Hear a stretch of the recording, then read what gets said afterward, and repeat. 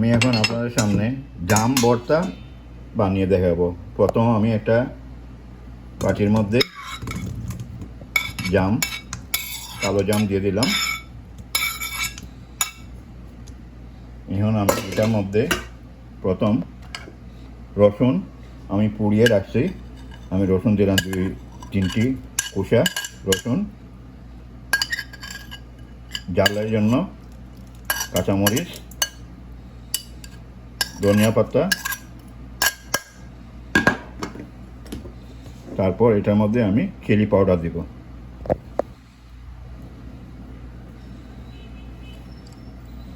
Chilli powder পরিমাণ মতো দিলাম।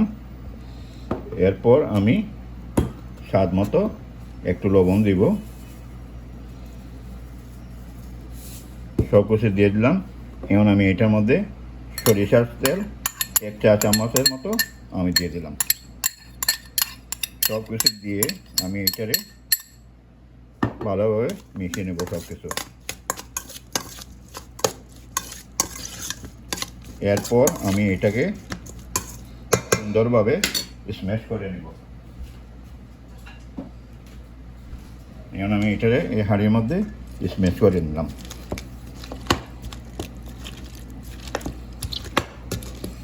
দেখেন কি লোভনীয়, এবং এই গরমের মধ্যে এটা একবার বানিয়ে দেখেন, খুব মজা হবে।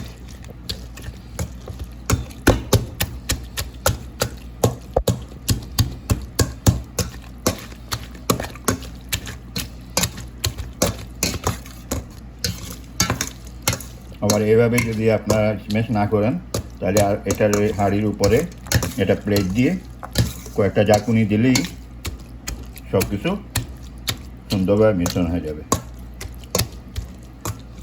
যেন আমার সব কিছু উপকরণ মিক্স করে ফেলেছি।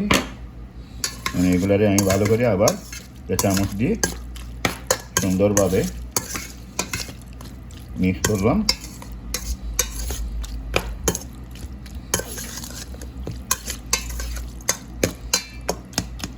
এগুলো আমার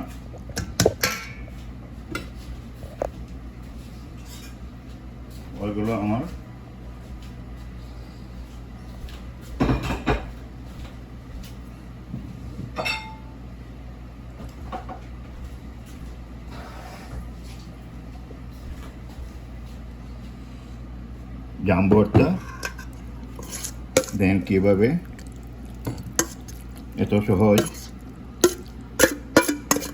খুব অল্প সময়ে এটা বানিয়ে খেতে পারবেন। গরমের মধ্যে খুব তৃপ্তিকর একটা ভর্তা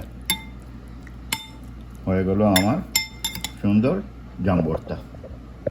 কীরকম হলো আমার জাম ভর্তা আপনারা লাইক কমেন্টের মধ্যে বলে যাবেন। ধন্যবাদ।